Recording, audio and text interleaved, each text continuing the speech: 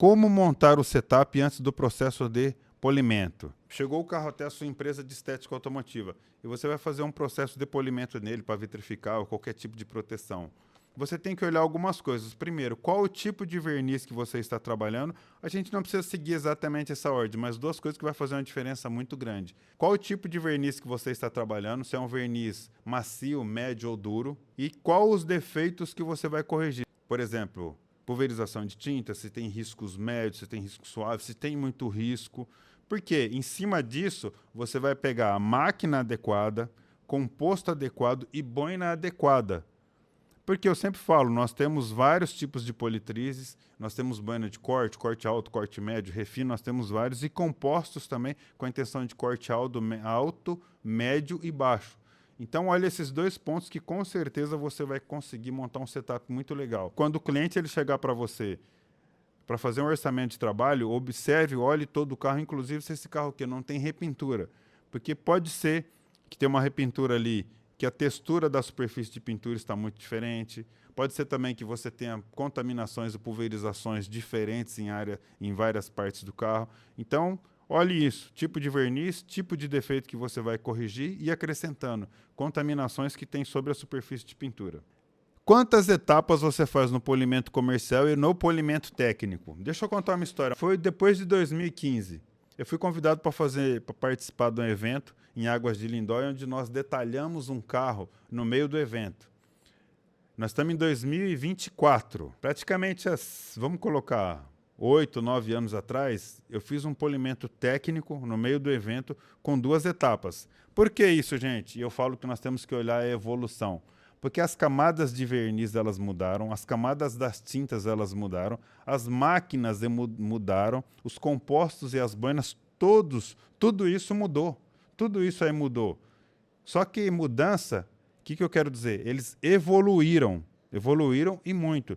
Então hoje 90% dos processos de polimento na minha empresa, hoje nós só fazemos polimento técnico. Isso é uma questão de posicionamento da minha empresa. Não estou falando que é certo ou que é errado, estou falando posicionamento da minha empresa. 90% hoje nós fazemos em 2 etapas. Por que 2 etapas? Porque as camadas de verniz que nós trabalhamos hoje, 90% dos carros que nós trabalhamos é na camada do verniz. Essas camadas elas diminuíram. Então nós temos que acompanhar isso aí e entrar com processos menos agressivos cada vez mais. E no polimento comercial, digamos que é um polimento para revenda de carro, onde o dono da revenda ele quer o carro com brilho e muitas vezes você não vai zerar 100% os riscos, uma etapa só.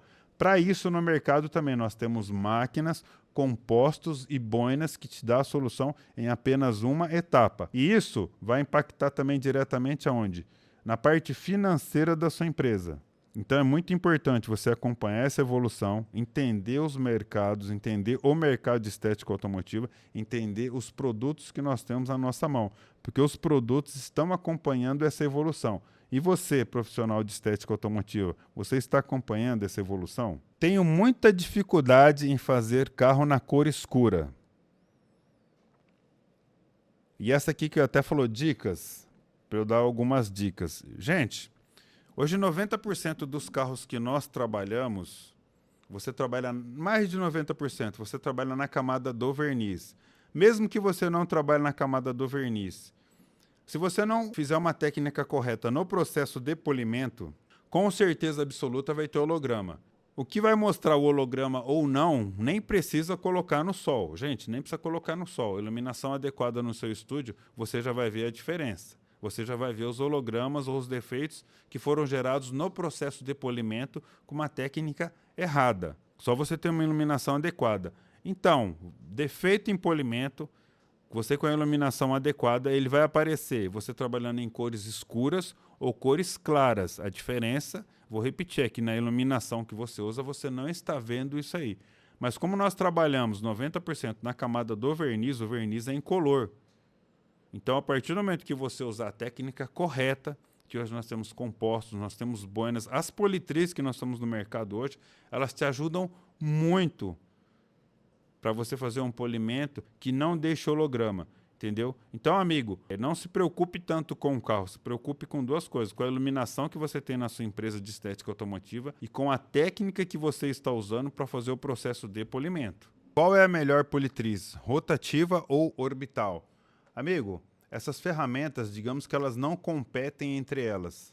Politriz rotativa e politriz orbital, ela tem função diferente. Inclusive, quando nós falamos politriz orbital, nós temos a orbital livre e orbital forçada. A orbital livre, nós temos máquinas com órbita 15, 21 e 12, que inclusive tem funções diferentes. A 15 e a 21, ela é uma máquina que ela te dá a fase de corte um pouco melhor, eu prefiro assim. E a 12, a órbita 12 milímetros, ela vai te ajudar muito na fase de acabamento. Já a politriz rotativa e orbital, ela tem funções diferentes também. Você consegue tanto cortar, refinar ou lustrar com todas as máquinas. Mas cada uma tem uma particularidade que em uma fase do serviço ela vai te ajudar um pouco mais, entendeu? Então é importante o seguinte, antes de você sair fazendo um investimento, eu tenho uma politriz rotativa, eu vou comprar uma orbital forçada ou uma livre. 2 toques que eu vou te dar. Primeiro, use 100% do material que você já tem na sua empresa. Tire o máximo que você conseguir tirar dele. E segundo, estude o equipamento que você vai comprar. Até por uma questão de gosto. Existem algumas pessoas que preferem uma máquina, outras pessoas preferem outra. Então estude muito bem o equipamento que você vai fazer um investimento, ok? É correto fazer a manutenção da vitrificação a cada 6 meses? Gente, manutenção em vitrificação não existe um tempo exato. Eu vou fazer a cada 1 mês, 2 meses, 3 meses, 5 meses. Porque isso está muito ligado como o cliente ele cuida do carro e como ele usa o carro. Eu vou explicar para vocês de uma forma bem resumida. Primeiro, imagina que eu tenho um carro, deixo o carro na garagem da minha casa durante a noite, eu saio pela manhã, vou para a minha empresa e coloco meu carro na garagem também. Ou seja, meu carro ele não está exposto a praticamente nada. E quando eu lavo meu carro, imagina que eu lavo ele com shampoo adequado, sempre eu passo uma cera líquida ou exatamente uma cera que eu posso passar sobre a vitrificação. Olha como eu cuido desse carro.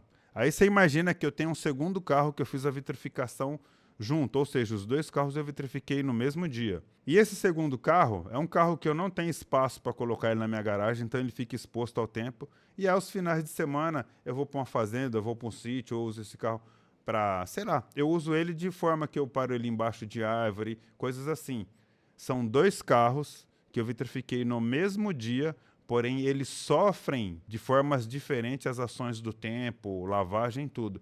Então não dá para você falar com exatidão o tempo para o cliente fazer a manutenção na vitrificação. Pode ser que ele tenha que fazer às vezes em 1 mês, 2 meses, às vezes ele tem que fazer em 1 ano. Se você percebeu, esses 2 carros aí, com certeza eu não vou precisar fazer a manutenção exatamente no mesmo tempo. Então, e quando o carro também chegar para você para fazer a manutenção, você vai olhar o estado que o carro está, aí também vai depender muito do que você combinou com o cliente e fazer o serviço que precisa ser feito.